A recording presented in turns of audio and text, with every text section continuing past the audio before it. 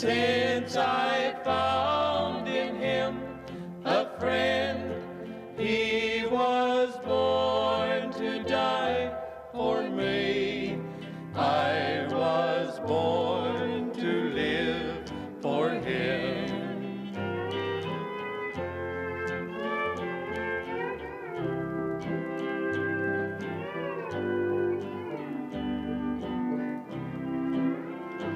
Dear friend, to you I'm pleading, seek Jesus Christ today.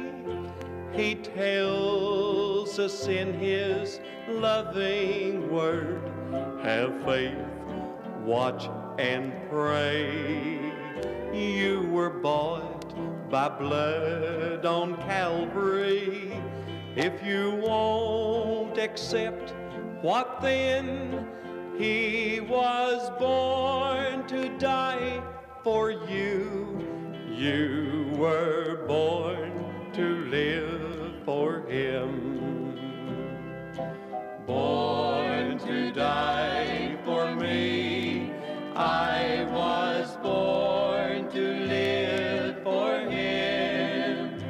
He died that I might live eternally.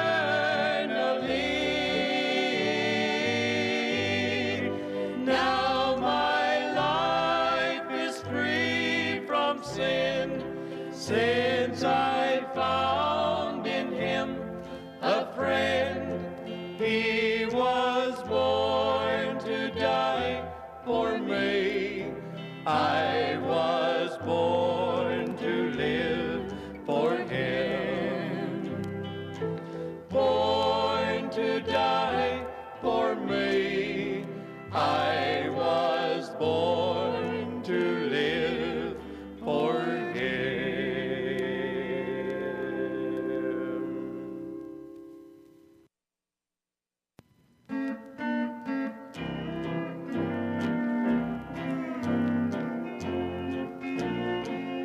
Just build my mansion next door to Jesus, and tell the angels I'm coming home. I have no castles, no earthly kingdom, but my cabin will do till I get home. My mansion yonder on the hills of glory. Oh, I hope my mansion sits near God's throne. Just build my mansion next door to Jesus, and tell the angels I'm coming home. It doesn't matter who lives around me, just so my mansion sits near God's throne.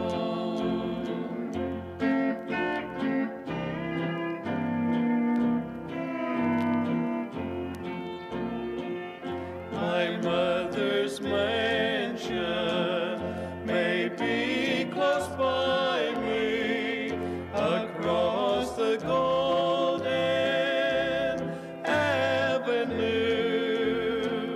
She was the first one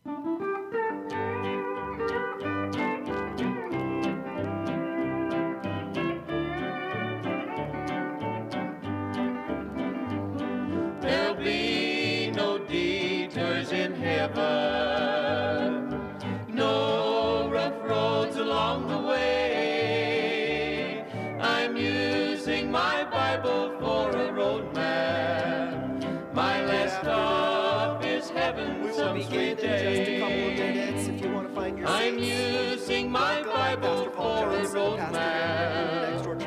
The Ten Commandments, they tell me what to do. Plenty of time. We've designed The 12 disciples are my road signs, and Jesus will take me safely through. There'll be no detours in heaven, no rough roads along the way. I'm using my Bible for a road map. My last stop is heaven some sweet day. I'm using my Bible for a road map. The children of Israel used it too. They crossed the Red Sea of destruction, for God was there to see them through.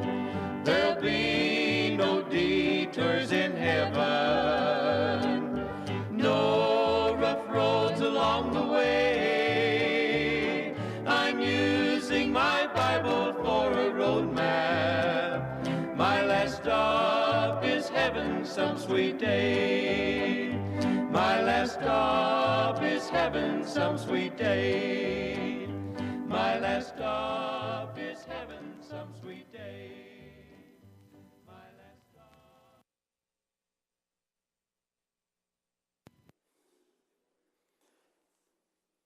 Well, good afternoon. It looks like we're getting pretty settled. And again, I'm Pastor Paul Johnson. Welcome, and a warm welcome from the family. Today we celebrate the life and legacy of Ellie Koblenz. Yes, celebrate. Ellie gave life everywhere and to everyone she touched. Fair enough to grieve. There's Kleenex on the tables. I feel the loss of Ellie every time I walk into this building. But Ellie isn't grieving. I'm sure she's missing you. But she is celebrating life in heaven. She's probably singing with Larry, hanging out, playing games. They have dice in heaven. I suppose that could be a debate at the tables a little later today. She's hanging out with family and friends that are already there. And she's looking forward to seeing you again. Don't worry, there's no hurry on exiting this place to go to the next. But we don't grieve like others grieve. We don't grieve without hope because we have hope. Ellie is blessing heaven, if you can imagine that. She's probably making quilts. Probably getting extra quilts. I don't know how many quilts you guys have, but probably making them an extra. I'm assuming they have quilting machines in heaven. That only makes sense. Family meant the world to your mom and to your grandmother. She misses you so much. Woodrow Kroll says it well. Christians never say goodbye just until we meet again. So this afternoon, we're going to remember. We're going to share. We're going to laugh. We'll probably shed some tears. But we are a people of hope. 1 Thessalonians 4:13 and 14 says this. The Apostle Paul writes, and now, dear brothers and sisters, we want you to know that what will happen to the believers who have died so that you will not grieve like people who have no hope. For since we believe that Jesus died and was raised to life again, we also believe that when Jesus returns, God will bring back with him the believers who have died. Our hope is in Christ. Our hope is in the full life that God promises. Here on earth, by the way, while we're still together here, and in heaven for eternity. So again, thank you for being here, for being part of Ellie's life, for being part of this legacy. Lord, thank you. Man, I thank you for Ellie, for her life, for her kids, for heritage, for even looking through the old directories and all of the connections. And I pray and thank you for your presence here. I thank you for the ability to celebrate and to love, to remember. Fill this place. We love you and we thank you. for all Ellie had given, who she was, and for the eternity she now enjoys. Amen.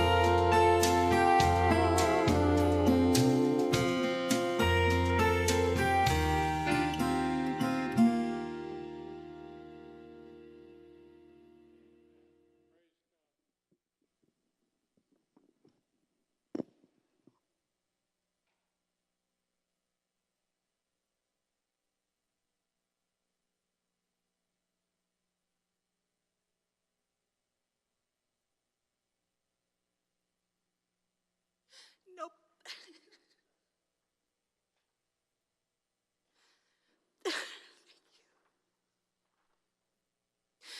God looked around his garden, and he found an empty place.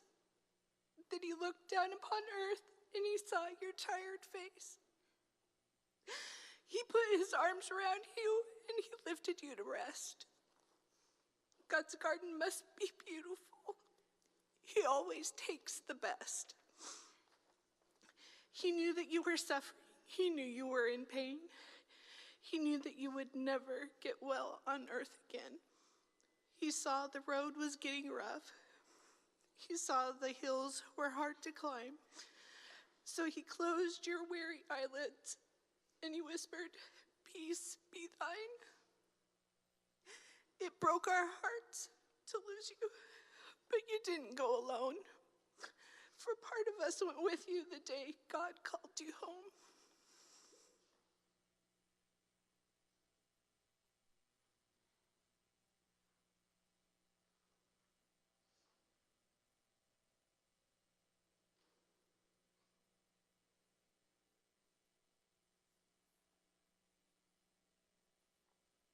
And then Daniel.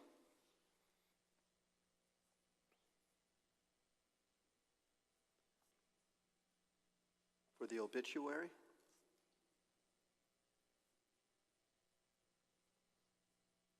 Is that still?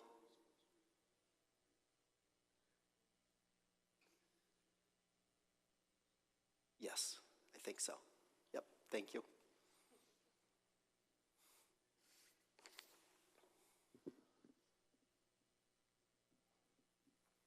There you go. I'm not Daniel, I'm Zach. I'm Ellie's oldest grandson.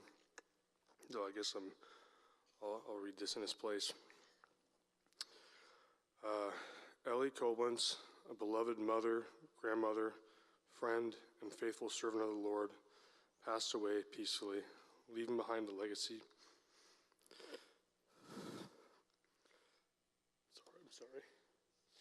Of love, kindness, and unwavering faith.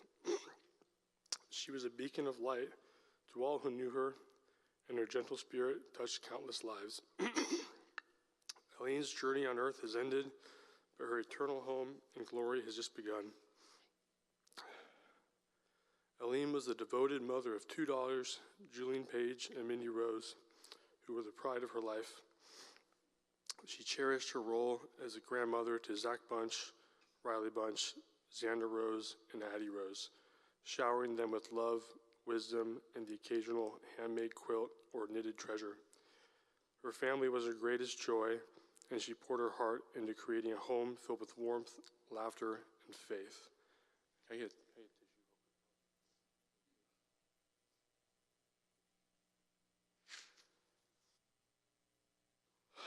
An active member of her local church, Eileen lived out her faith through service and love. She found great joy in quilting, playing card games, and crocheting garments for those in need, always using her talent to bless others. Her hands were rarely still, but her heart was always full. Eileen's kindness and generosity knew no bounds, and she will be deeply missed by her church family and community. Eileen was preceded in death by her loving husband, Lawrence Koblenz, with whom she shared a lifetime of cherished memories. Though she has left this earthly realm, her legacy of love and faith lives on in the hearts of her daughters, grandchildren, and a host of family, friends, and loved ones who are blessed to know her. Rest in peace, dear Ellie, dear Grandma. Your light will continue to shine in our hearts until we meet again.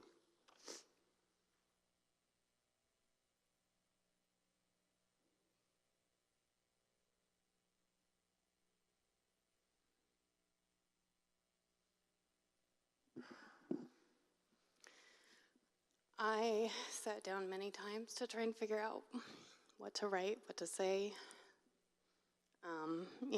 My mom was a very special woman.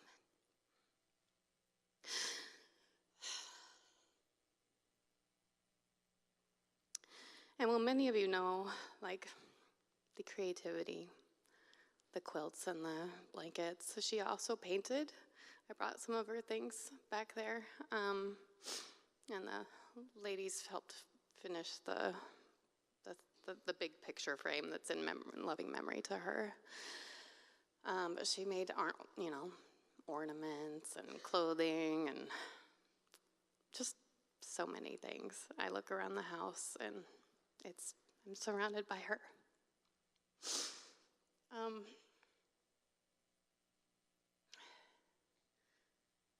The thing that for me sets my mom apart is the love that she shared with everyone.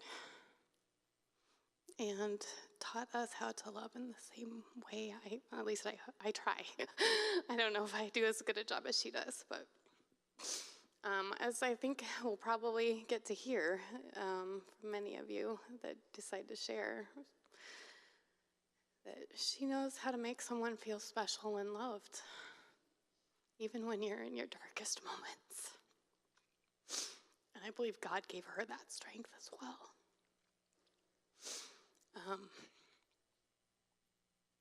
And the other thing that hasn't been spoken about is her music. You know, her and Dad were in two different bands.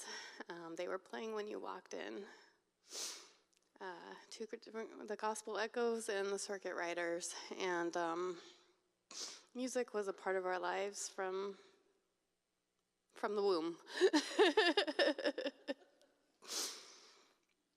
I wanted to try and think of a story or a memory or something, but there's just too many to choose from.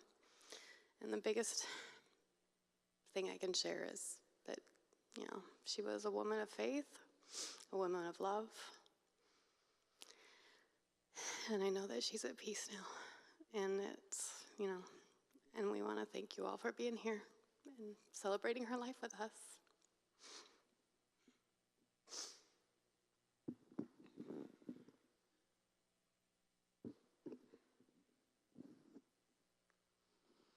First of all, I just want to say thank you to every one of you that's here honoring my mom. She is, I know, just smiling right now and just so happy that you're all here just thinking of her as she's gone. One of my mom's favorite scriptures is the one that's in this quilt back here that she participated in, and it's, I can do all things through Christ who strengthens me. And in her last couple of years, I think she really was leaning on that because it was really kind of, her health was a little tough, and Julie and I worried about her, but she never wavered in her faith. She never stopped trusting, and I'm just so grateful for her example of that. And I actually wrote a bunch of stuff, so I'll try and be quick. As many of you know, my mom, she was just a tender heart. She was a beautiful soul. She was a woman of faith. And she was a role model of what it looked like to think beyond yourself. My mama was somebody that I looked up to from the time I was very young. I think I was probably 10 or 11, and I decided that's the kind of woman I want to be, is just like my mom. She was my role model. She was my example. And I wanted to love fiercely like she did. She exemplified unconditional love, tender care, and someone that would go to great lengths to make sure that anyone around her, family, friends, community, the homeless, she wanted to make sure that you would be okay. And because of her love, many of us are. My mom was the youngest of 3 girls. And, you know, my mom, she's pretty short. She and her sisters aren't that tall either, but she was the littlest. She was the youngest, and she didn't quite make it to 4'11". And in her younger years, her older years, she was not quite 4'10". So with that, everyone in her family called her Pee-wee. That name stuck with her, even though it was when she was just little. And we never forgot it, and we still get to tease her even now, as she's not here to defend herself. One of the other things about Mom that was always so striking is her intelligence. My mom was a very, very smart woman, and she didn't do things like technology, and those things kind of frustrated her. But you take her out to a bazaar where there's crafts, and she goes and she sees something intricate, she could go home and make that thing, and she'd figure it out, and she'd get all the measurements right. And for those of you that are quilters, I'm sorry, there's math involved in quilting. Am I right? So she loved to craft, as Julie said. She crafted, she painted, she sewed, she quilted, crocheted, knitted, sculpted, made plastic canvas. She made her own handbags and wallets. She did. When we were children, remember Cabbage Patch Kids? A lot of you in this room do. They're expensive, and they were hard to come by. So she saw some at a bazaar, and she came home and she made those. And Julie and I had our own handmade Cabbage Patch dolls, and the arms and legs articulated and everything. It was amazing. I mean, there are other things that I'm probably forgetting that she would make. Like, she would just see something, it would be beautiful, she'd be drawn to it, and she'd figure out how to do it. And she was meticulous in everything she did. If you have one of her handmade gifts, treasure it because it will last. I mean, my son can tell you, he's got her a quilt that she made on his bed, and it gets used every day. And my daughter has a one that's, a decade old? And it's still holding strong. There you go, 45. Do I hear fit? No, I'm kidding.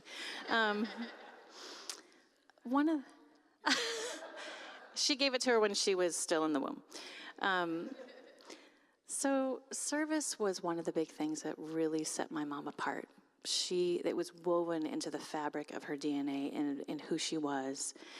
And she, along with many lovely ladies in this church that I'm seeing here today, would make these amazing bags for the homeless, and they would be filled with hygiene kits and snacks and these lovely homemade hats and scarves and things to just help them get through the cold winters. And my mom was like this from as far as I can remember back. Both my mom and dad they were people that would just give to less fortunate. As I look across my 4 children here in the front, I see the fingerprints of my mom in every one of you and how you've chosen to live your lives and the example that she's given. And because of her love and care and prayer over you, and her legacy will live on, not only in my children, but in everyone in this room who her life has touched. And I'm so grateful that she cared enough about every one of us to leave her fingerprints on our lives. My mom loved to play games. She led a group of ladies here at the church in a game day. And I was sharing with Pastor Paul earlier that sometimes she would come home and complain a little bit, like, well, they don't remember the rules. They don't remember how to play. And my children can attest to this. That woman knew every single rule and every single book. And if you weren't playing by the rules, it was okay with her. She would smile and she'd laugh about it, but she'd go, that's not how it says in the rule book. And I was like, really, Mom? We've always played that way. She goes, no, that's not how it's in the rule book. You guys made that rule up. I was like, okay, well, we have Rose family rules. That definitely is a pastime, though, that our family just continues to cherish and love. When it comes to how I've chosen to live my life, it's patterned after my mom. My faith definitely is influenced by the example that my mom gave. And I walked away from faith for many years. And my mom prayed over my life and over my sanctification and over who I am because she loved me so much, and she never judged me. She never turned me away. She never scorned me. She just prayed for me, and she just encouraged me. And I am so grateful that I serve a Father in heaven who loves every one of us so much that he gave up his only Son, that we might return to him in heaven, that we might walk through those pearly gates one day, and he will open up his arms and love us just as the day he made us. And I am so grateful that I get to stand before you and say that I get to see my mom again. It's just a matter of years, a matter of days, whatever it might be. But I'm so grateful that I get to know that I'll be reunited with my mom and my dad again. My mom was someone that loved fiercely and without bounds. And I don't know how I'm going to live my life, the rest of my life without her. I'm just going to have to figure it out. But her care and her love over my life and over the lives of every one of you is a gift that I will cherish. I hope that I might live in a way that honors her legacy and her love for God. And Mom, you're forever in my heart and always on my mind and in my spirit. Until I get to hug you again, I'll love you forever.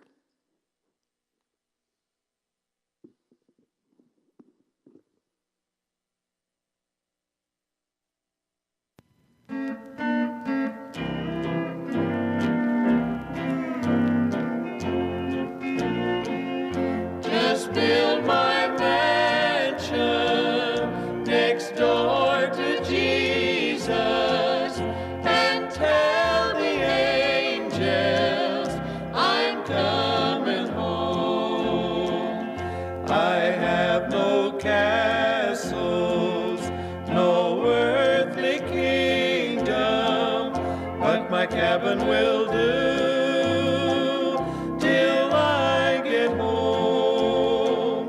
My mansion yonder on the hills of glory. Oh, I hope my mansion sits near God's throne.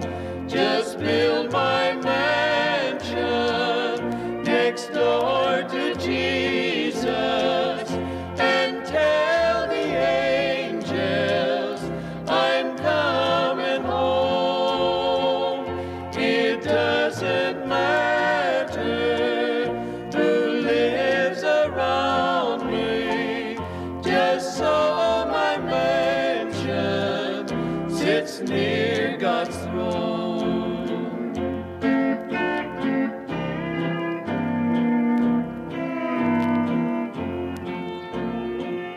My mother's mansion may be close by me, across the golden avenue. She was the first one to teach me of heaven, and the very first one, Lord, to tell me about you.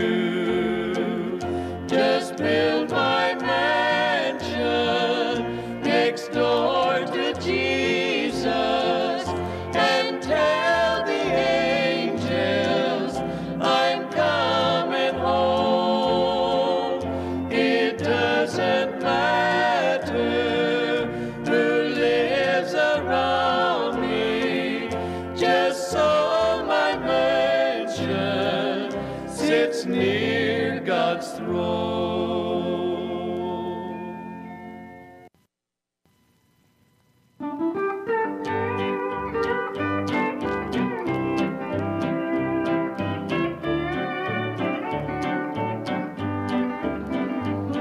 There'll be no detours in heaven, no rough roads along the way. I'm using my Bible for a road map. My last stop is heaven some sweet day. I'm using my Bible for a road map. The Ten Commandments, they tell me what to do. The 12 disciples. My life has been blessed by knowing Ellie. She would have been 80 this past March 13th. That's pretty good. Yet I was still shocked when I heard the news that she passed. It was late Thursday afternoon on January 23rd when Christina got the news and passed it on to me. We were surprised that morning that she missed primetime Bible study, because being at the primetime Bible study on Thursdays was a high priority for Ellie. She never wanted to miss. Now, logically speaking, follow me here, Ellie had reached the age where her death should not have been such a surprise. It shouldn't have been so shocking. But it was. And I think, at least for me, because she was so full of life and she gave so much encouragement. She gave herself away, and I couldn't believe it. Her fingerprints, Mindy said well, are all over this place and on each of our lives. Ellie had many gifts: music, art, hospitality. Mindy and Julie, I heard rumor that when you were growing up, friends were always welcome at your house. Is that true? Just warm welcoming. Meals were fun and formal. And if you're comfortable enough to burp or belch at the table, you'd get a warm welcome to the family. Evidently a very musical family. Ellie kept a lot of the social connections here with especially our senior group. During COVID, she'd keep pieces put together. When John Levita Lehman moved to Texas, Ellie came to my office and said, "I'm willing to teach the primetime Bible study." I said, "Okay." She said, we really need to stay together. I said, okay. She said, just one thing I request though, we alternate with game time. Some Bible study, some game time, it made sense. Ellie stayed engaged in life. She stayed connected to her family, to her friends, to her faith. She didn't age out of making a difference in this world. She loved the church. She gave, served, made a tangible difference in so many lives. I wonder how many quilts, if anyone just wants to, quilts, blankets, homeless survival bags she made over the years. Her latest project that she had just started in January was a whole new list of blankets. She had already picked out the fabric, was so excited for Vision House.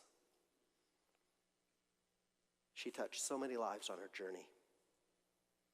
I believe Ellie would have concurred with Irma Bombeck, who penned, "When I stand before God at the end of my life, I would hope that I would not have a single bit of talent left, and I could say, I used everything you gave me." Psalm 27, 4-7, one thing I ask from the Lord. This only do I seek, that I may dwell in the house of the Lord all the days of my life, to gaze on the beauty of the Lord and to seek him in his temple. For in the day of trouble, he will keep me safe in his dwelling. He'll hide me in the shelter of his sacred tent and set me high upon a rock. I will sacrifice with shouts of joy. I will sing and make music to the Lord. Hear my voice when I call, Lord. How's Ellie touched your lives? The family wants this time to be about story and sharing. We're going to do that in a couple of ways. We have a couple of microphones up here, and I'm going to give some guidelines because we're going to open it up. To the best of your ability, if you'd like to share. Try to be somewhat conscientious of time, but don't let time control you. Fair enough? I'm saying that with I've been known to interrupt at times, but not very often. And also, there will be a meal shared together following this more formal time. And part of that is to be able to sit around these tables, share food, hospitality, and to share stories. So standing up here isn't the only way to share, but the way that works, we've got two mics. And if someone's talking in one of these, feel free to go ahead and stand up at the other. It's all right. And we are just going to open it up. Lord, thank you again as we share Ellie's impact on our lives. Amen. They are open. Don't be shy. Who wants to go first?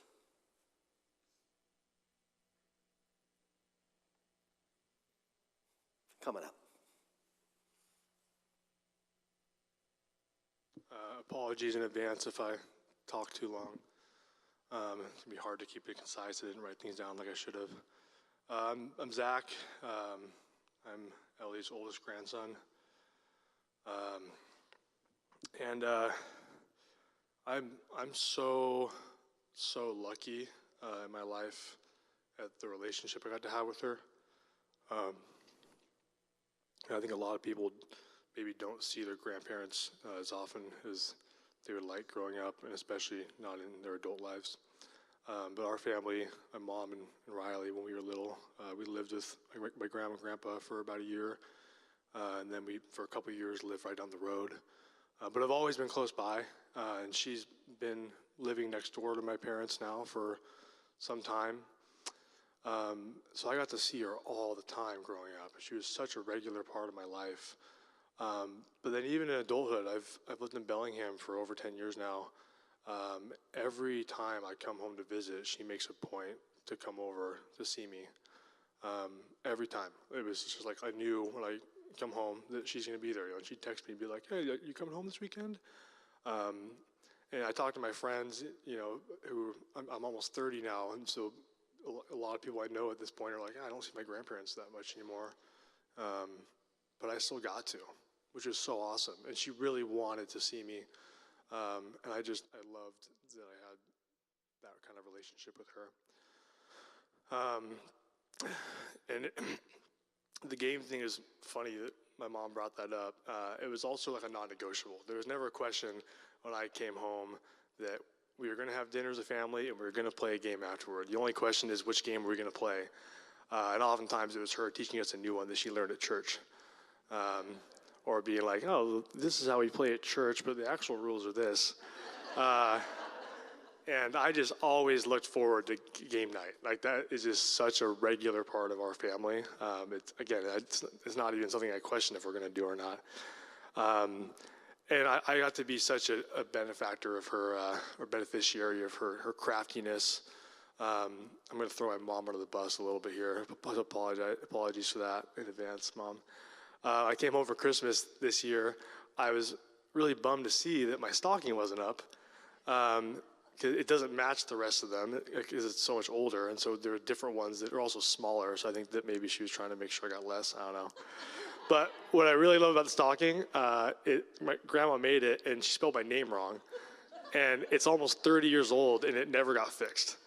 But at this point, I love that about it. It's so, because it's just a sign that it was handcrafted, you know. And she was able to share that gift with me. It was a few times in my life I needed help sewing something. And it wasn't just that I borrowed the machine, it was actually got to do it with her. And that was something I look back on and really cherish and wish I'd done more of. And I learned if anyone here hasn't sewed ever, it's a lot harder than you think. Like, sewing itself is not particularly difficult, but sewing and doing a good job, making it actually look professional, extremely hard. Way more attention to detail than I realized. And, you know, and she got to use that for various gifts. I do still have that quilt. It is on my bed right now. I use it every single night, and I hope to for the rest of my life. So sorry, I'll wrap it up. I've been talking a while. I just want to say I love my grandma. I'm going to miss her very much. I'm very grateful, again, for the relationship we had. She was just such a genuinely good person. And she was such a important and positive presence and influence throughout my life. And I'm happy to have known her. Thank you.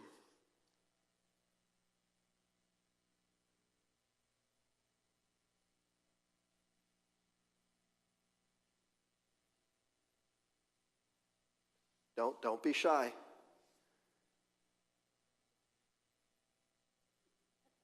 And if there's someone that would rather have the microphone brought to you, just raise your hand. We can make sure that happens. Okay, we got it.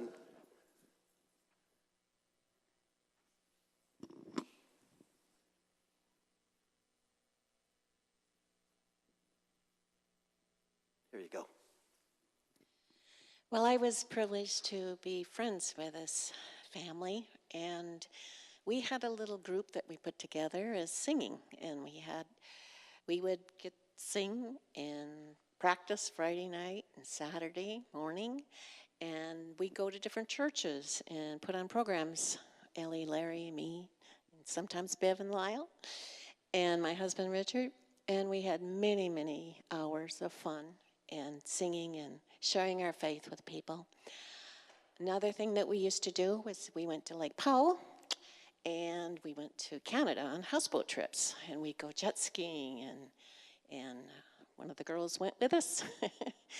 And we had a lot of fun together, but it was also spiritual fun. We all had the same hope in Jesus, and we all have the same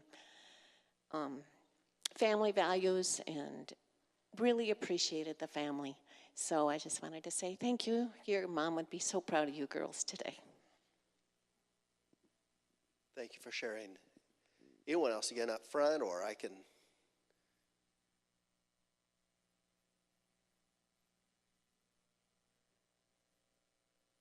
Okay, right over here.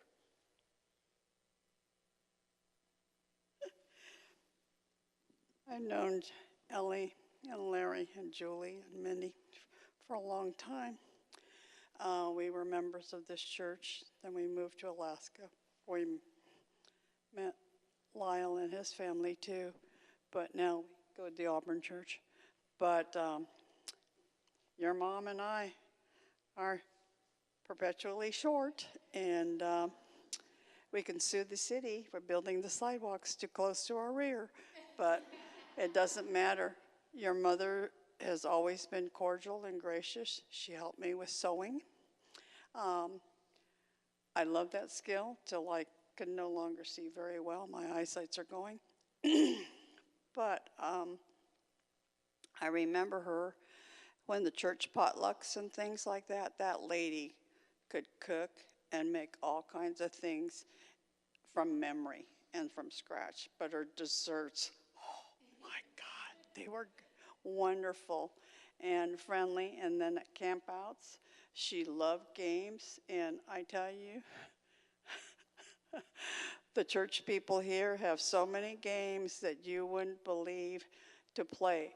You know, I knew Scrabble and a few others, but this group of church members, the Nazarene, just loved playing all kinds of board games and having a good time and laughs and things. And like you said, your mom has always opened her house and was so gracious to have anybody come over at any time. You pick up the phone, you have questions, she's always available to answer and friendly. So that's stuck in my heart. My girls are now in their 40s and they have grandkids, but I told them about Ellie, and they remember all of you and how gracious your mother was. So thank you for the wonderful memories.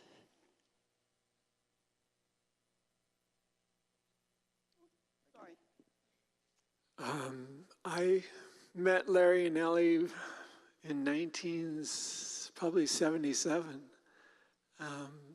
They helped my wife and I create some reel-to-reel tapes to play during our weddings because we were afraid we'd cry while we were during the wedding. So they played the tapes, and so we would go over to their house. We'd practice. We'd work it out, and toasted cheese sandwiches, I think. It was usually on the menu.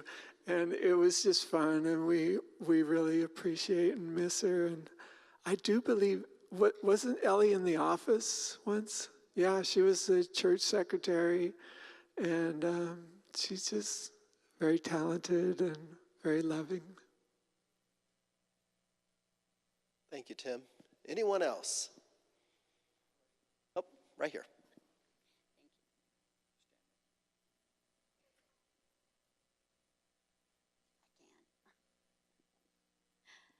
Well, Ellie was my sister, so I've known her for a long time.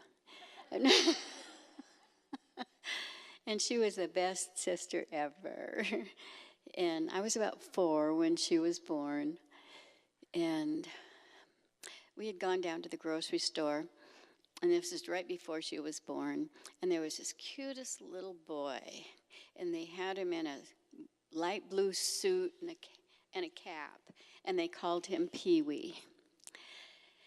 And according to my dad, when she came home, I was accused of saying, she's so tiny, let's just call her Pee-wee. In our household, she was Pee-wee until she went to college. And actually, then I had a baby shortly after that, and we happened to be in Nampa where she was too. And Aunt P, nice, yeah, exactly. And we went to her where she was staying, and she grabbed her, and she says something about, oh, Pee-wee, And no, was it somebody else? Well, my mind isn't always so good anymore. But anyway, oh, yeah, it was my sister grabbed her, Ellie. Yeah. And she says, oh, Pee-wee. I said, we're not going to have an Aunt Pee-wee. And so at that time, she was called Ellie from then on. Oh, nuts. I had it all written down at home. And there was about a year and a half or so that I got to sing with Ellie and Larry all around the area and at different churches and things. And it was very delightful. And she was a wonderful sister. And just always so kind and sweet and helpful and do anything, you know, if I needed something. Well, I had a lot on my mind, but I can't think of the rest of it. But a wonderful person. Well, I married this beautiful lady right here. And Ellie and Larry accepted me into their home, into their family. And they were a blessing. They were a blessing to me. Ellie used to go to the nursing home up in Wesley Care Center up in Des Moines with us all the time. Until COVID hit, and then after that, she didn't really have the energy to do that anymore, but it was such a blessing to know your mother and your father and to know your family. And I know that we will see them again. Thank you.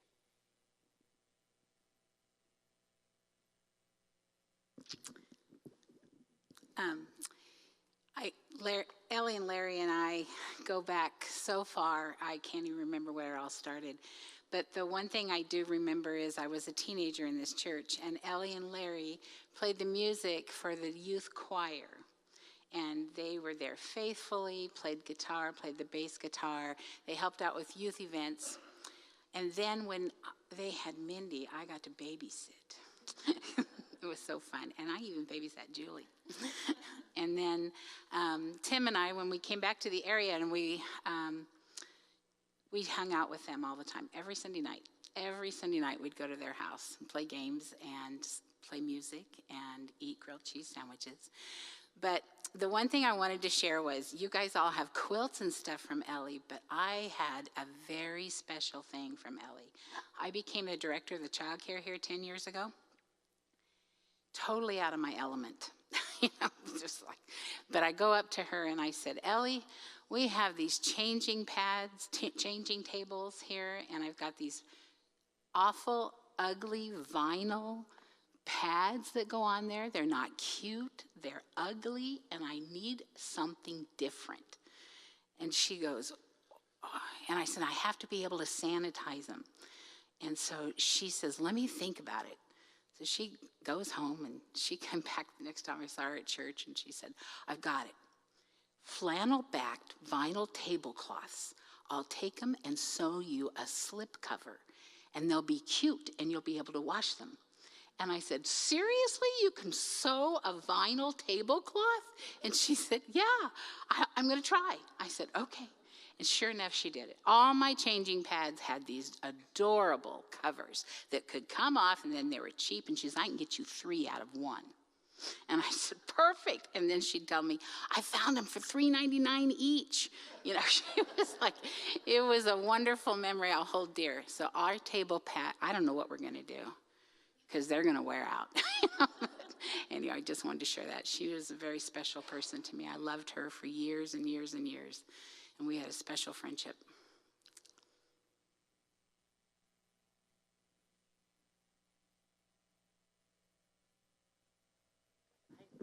I'm sorry, real quickly. Probably not very many people know you. I am a really good friend of Mindy's and all of her families for about, well, since 1992, so I'm not doing the math.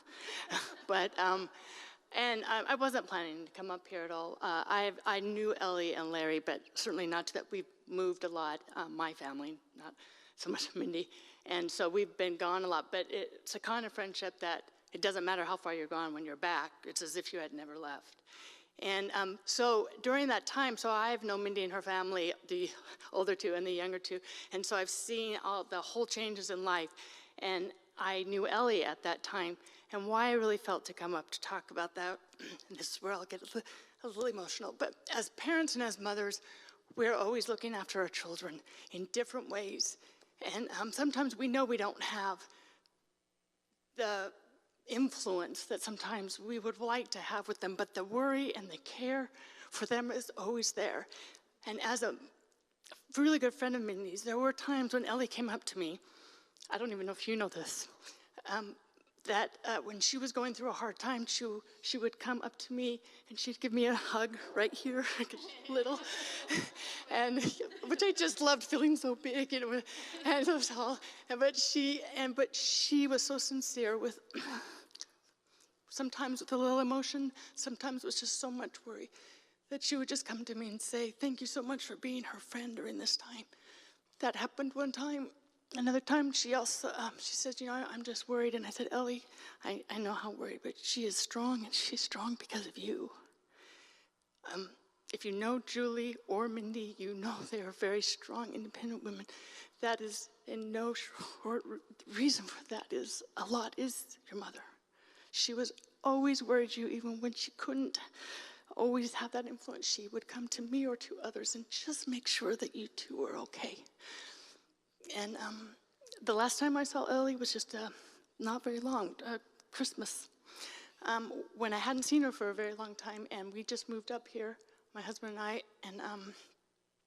and she, I didn't know this at the time, but she didn't, I saw her and I said, "Hi, Ellie, how you doing?" And I hugged her. And she seemed a little I know the word, but okay, yeah. And but she hugged me and she was very polite. And then a few minutes later, when she saw my husband, who had been here earlier than I had, she realized who I was. So she had been a long time. The sweetest spirit she has, because she felt so strongly to come back to me and say, "Oh my gosh, Stephanie, I know who you are now. I am so sorry I didn't know who you were a minute ago, but I just want to say hi and hello again."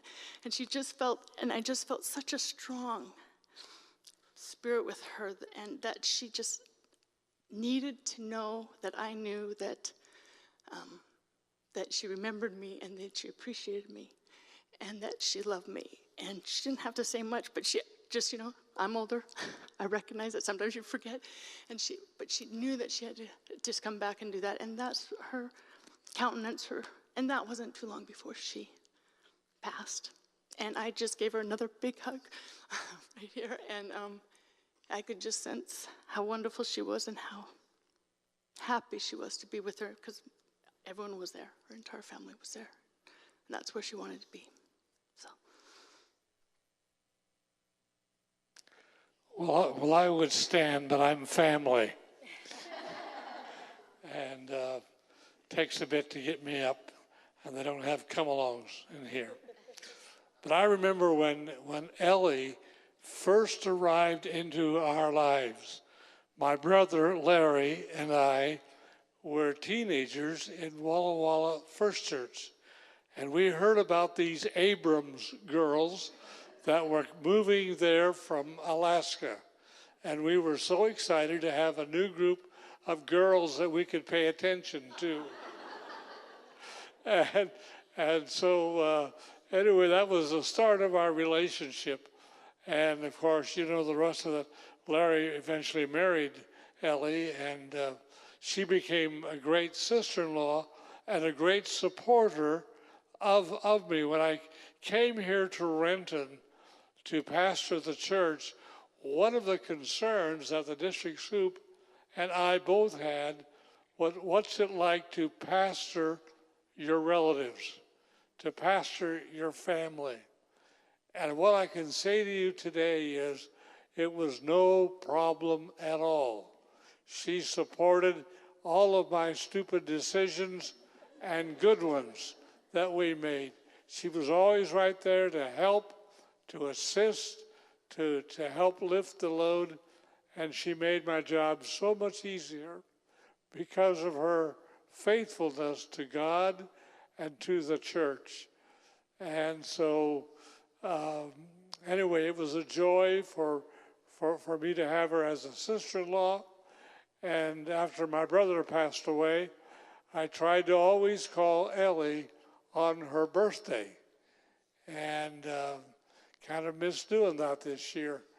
I don't have connections to heaven that by phone. I have other connections, but not by phone. But anyway, it was a joy to have her as a part of my life and to be very supportive of the ministry that we were involved with, not only here in Renton, but everywhere we were. She and Larry brought their group to Alaska to sing for us, and what a joy that was as well. Going to miss her. She was a wonderful, wonderful, God-fearing lady, and I'm pleased to say she was my sister-in-law. Amen.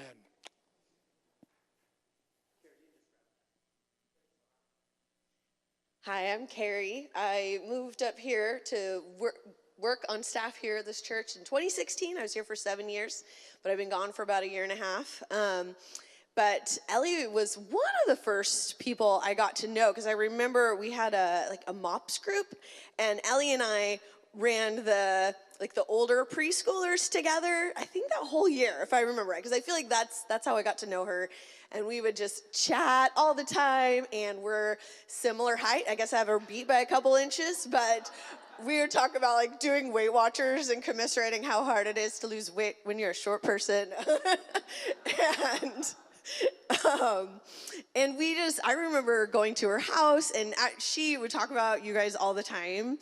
And even though maybe I've met you guys, I don't really know you, but I've prayed for you, because she would talk about you so much, and she just loved her family. And every time whether we were talking in person or on the phone, we would just chat and chat and chat, and she'd be like, "Oh, I'm sorry, I'm taking your time." And she was just so fun to talk to, so easy to talk to. And I was very sad when I heard that she passed, and I will be praying for you guys, and I will miss her too.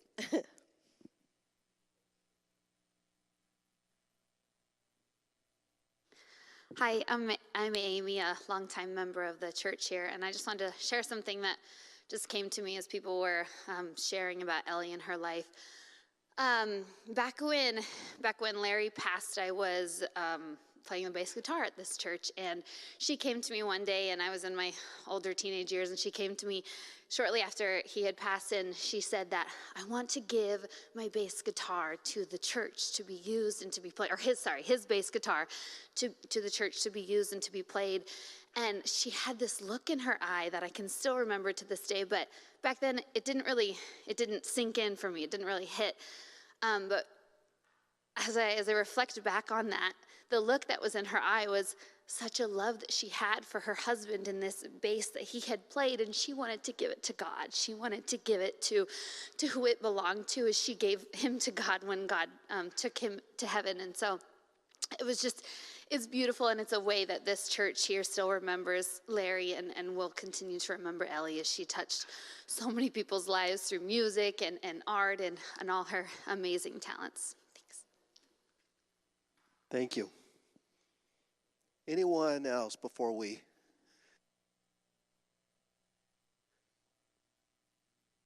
Shift gears for food. Thank you for sharing. There's not any doubt of the life Ellie led, the influence, her love of her family and of her friends and her adopted family and anyone that came into her sphere. Going once, twice. Just a few instructions, maybe. How is it? Is it just family first over for the food? Okay. I realize that we did not plan that part. It's just there, waiting for us. We're going to pray for the food and dismiss the family to get some, and then I kind of recommend that those that maybe move a little slower, some of our more mature folks, yes. Not that I'm saying I'm there yet. I'm getting closer, but can make their way that direction. But there's not a hurry. And then come back and spend some time visiting and enjoy each other and share with the family. Thank you again for being here. Thank you for sharing in this. And our legacy lives on. as we remember and as we share and as we live out the values, the things that matter most. Lord, thank you again for Ellie, for her life, for the influence that she's had. I thank you for her family, for weaving your love through Ellie and all of our ups and downs in lives and the journeys that we have no idea. We don't have any idea where things may or may not end up, but we're so thankful for the people that pray for us, that are steadfast, that know you and share you. So we celebrate and we remember and we thank you for this food and the time we have together. Amen. Family, help yourselves, and then the rest of you visit and make your way over as you glad you're here. There's a city that looks o'er the valley of death, and its glory has never been told. Where the Lamb is the light in the midst of the night, in that beautiful city of gold, where the sun never sets and the leaves never fade, and the righteous forever will shine like the stars in that beautiful city of gold.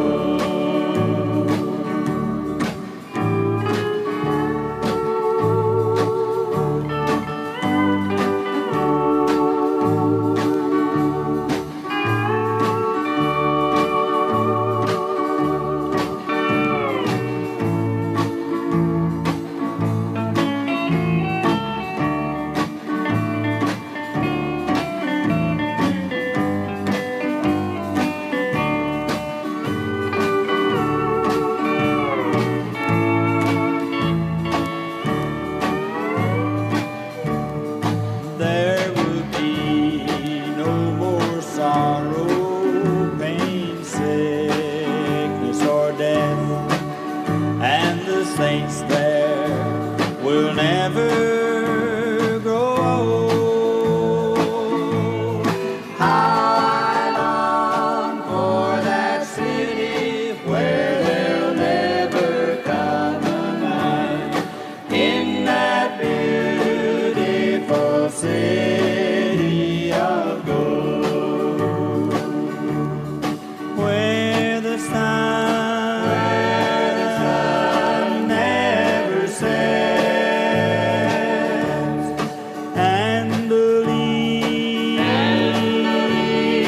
never fade, and the righteous forever will shine like the stars in that beautiful city of gold, in that beautiful city of gold.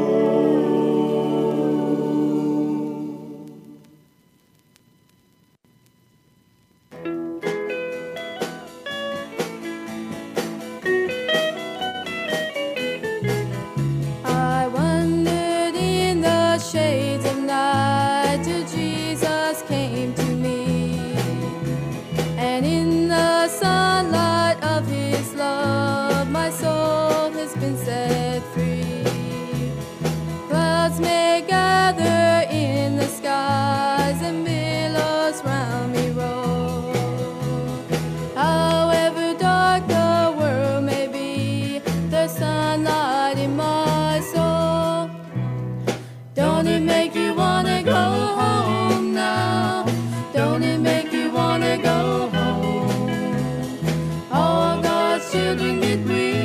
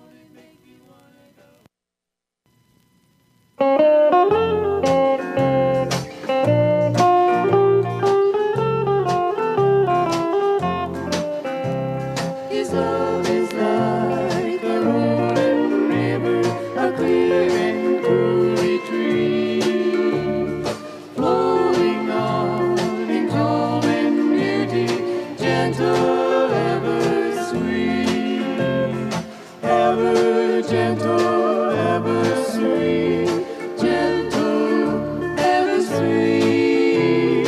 His love is like a rolling river, gentle, ever sweet. His love is like an April shower with a steady beam, sprinkling drops of joy and beauty, gentle, ever sweet, ever gentle, ever sweet, gentle, ever sweet. His love is like an April shower, gentle, ever sweet. His love is like a wind that's whispering softly through the breeze, scattering the seeds of beauty, gentle, ever sweet, ever gentle, ever sweet, gentle, ever sweet. His love is like a wind that's whispering, gentle, ever sweet.